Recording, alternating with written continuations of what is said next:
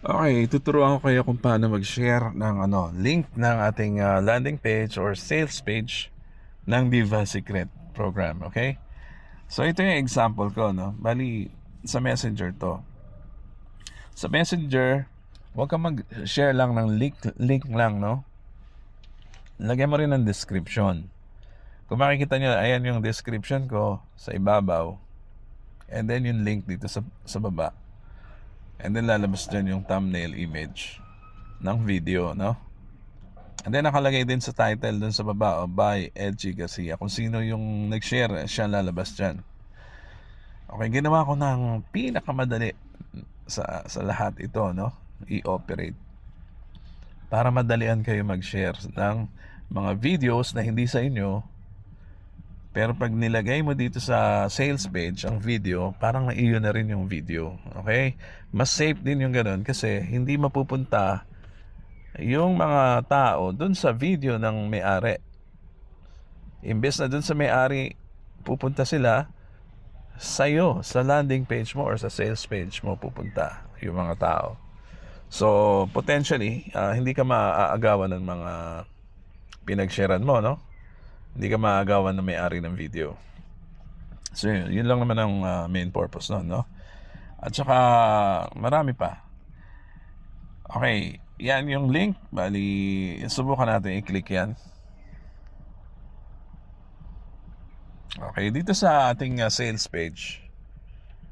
Okay, ni-ready ko yan dyan, yung video na mapapanood nila. Yung kung ano yung napili nating video na isa-share, andyan siya sa una, no? And then dito sa baba, yung title. Ikaw ang magta-type ng title na yan kung anong title ang gusto mo. Or gayahin mo na lang yung title ng original video. And then bubungad din agad sa kanila yung link na apat na yan, no, sa menu. Yan ay short videos about the company, about the product, about payout, tsaka yung testimonials, yung proof. Okay? So may maiksing video lang yan pero napaka-importante na naandyan yan para makita kagad ng iyong prospect. And then sa baba niyan, meron kang short copy. Ayan yung sales copy mo, no? So kailangan napakaganda ng sales copy mo para pag nabasa ng prospect mo yan ay may engganyo kagad siya sumali sa'yo. So default na yan, nandyan lang yan. Hindi nyo na kailangan baguhin. And then dito naman sa baba ay mayroong highlight na iyong pangalan, no? Kung sino yung nag-share, tsaka yung phone number niya. Para mas madali ma-reach kayo ng iyong mga prospects. Dinirekta ko na sa ganyan, no? Kukontakin ka nila kung interested sila. Okay, so sa ilalim niya, nandyan din yung how to join, tsaka log in sa ating back office or dashboard. Okay, so yung how to join, andyan yung simple steps kung paano sila makaka-join. No? Pag-click yan lang lalabas, no? Ganyan. Short lang yan na instruction para guide nung magsasali sa'yo, no? Balik tayo dito. Sa baba naman ng name mo, meron diyang link din para dun sa Zoom meeting na na-miss nila. Yung mga hindi nakaka-attend ng Zoom meeting sa gabi, dito nila mapapanood ang replay, yung pinaka-recent. Okay, replay ng Zoom meeting. And then ito, napakaganda, no? Itong share button na yan. Itong share button na yan, subukan natin i-click, ha?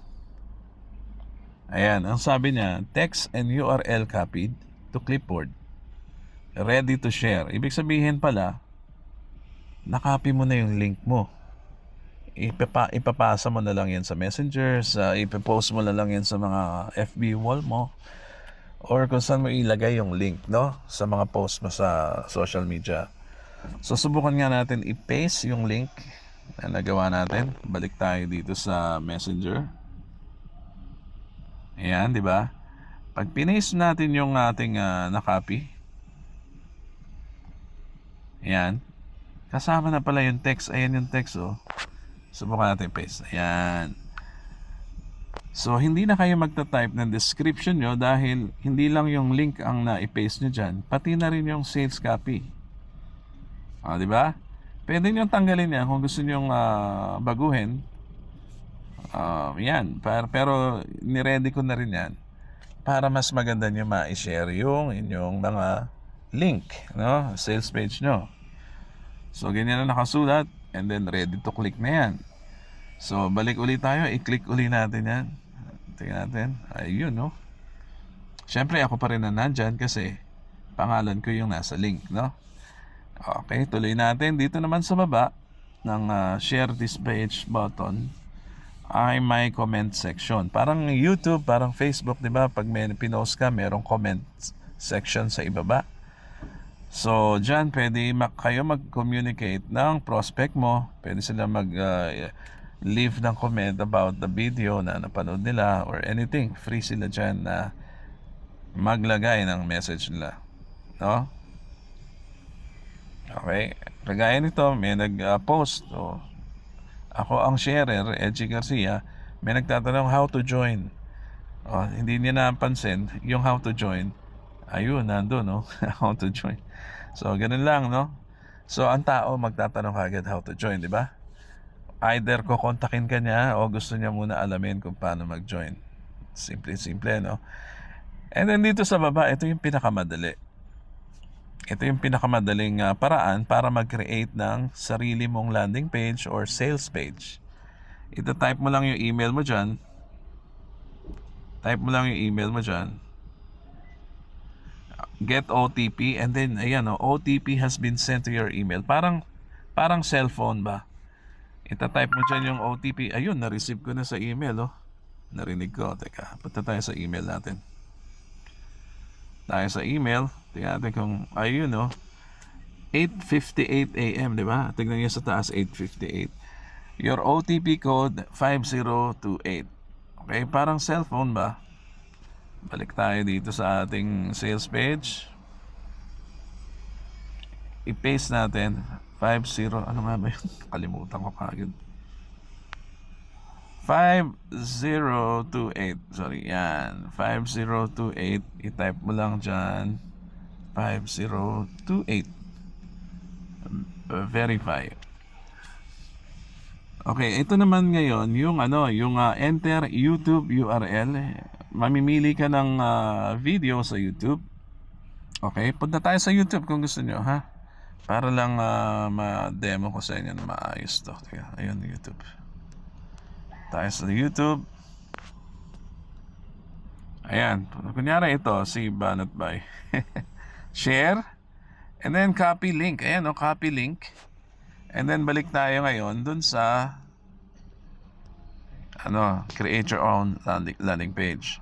Paste natin dyan yung link ng video. Hold, press and then paste. Ayun.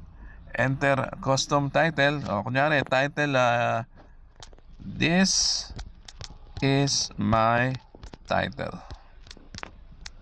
Okay, sample lang, ha. Yan. Ang pangalan, kunyari, ang pangalan ay Pedro Cruz. Okay? And then phone number 091234567889. Okay? So, 4 na steps lang yan, YouTube URL, title, tsaka yung name mo, and then yung cellphone number mo. Makakapag-create ka na agad ng sarili mong landing page. Tingnan natin kung ano mangyayari pag pinindot natin yan. Ayun, si Banat Bay, tsaka yung title mo. And then meron ka ng sariling landing page na pang-share. Ayan din yung pangalan mo, Pedro Cruz. So, yan ang isi-share mo ngayon sa mga kaibigan mo, sa wall mo, sa messenger. And okay, so yan na, And then, baba tayo sa pinakamaba. Dito mo makikita naman yung mga visitors na nagpunta sa mga kanya-kanyang landing page na nagawa. Ayan, mga link na landing page nila yan. Pati yung yung country, makikita mo, oy, may taga Australia tumingin ng landing page ko. Ayan, 'Di ba? Ito, ay, may taga Angeles City tumingin ng landing page ko kasi puro ako yan, O yan, Australia, o Paranaque, ako rin yan. Anyway, mga test lang yan, yung iba dyan. Ayan, may taga Quezon City, tumingin ng landing page ko. Actually, nasa Quezon City na didetect ngayon yung location ko, kaya yan ang nakalagay. Alas 9 ng umaga yan, okay? So, ano to, real time to, no?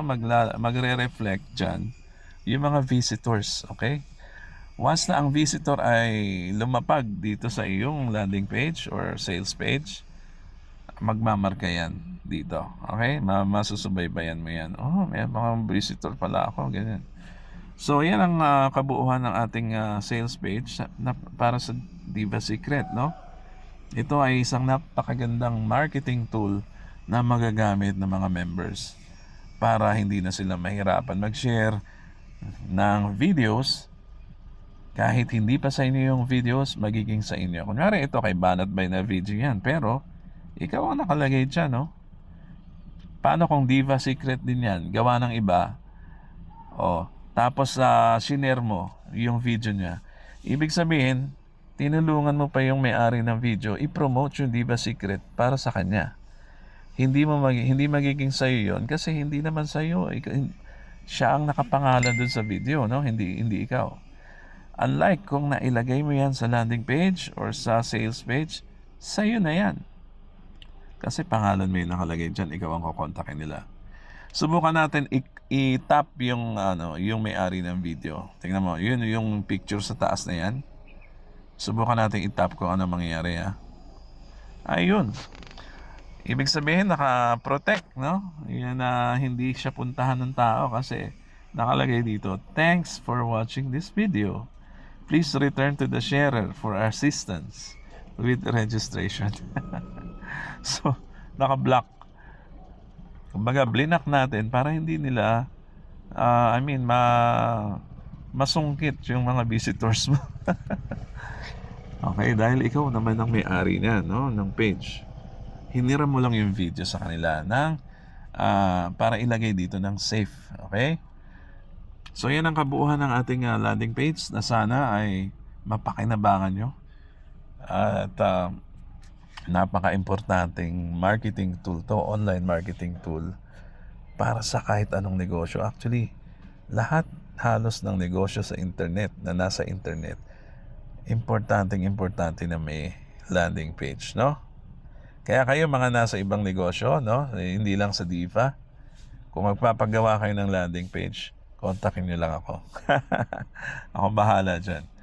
So, yun ang ating expertise. Okay? So, mag-create ng mga sales pages na gaya nito. Okay? Yung simpleng landing page na direct, no? Direct to the point. Wala nang kaartihan. Walang fancy design, no? Pero effective. Yan. Ganyan ang style natin. Minimalist pa. So, ito po si Edgy Garcia. Mag-subscribe na rin kayo sa akin at maraming salamat sa panonood.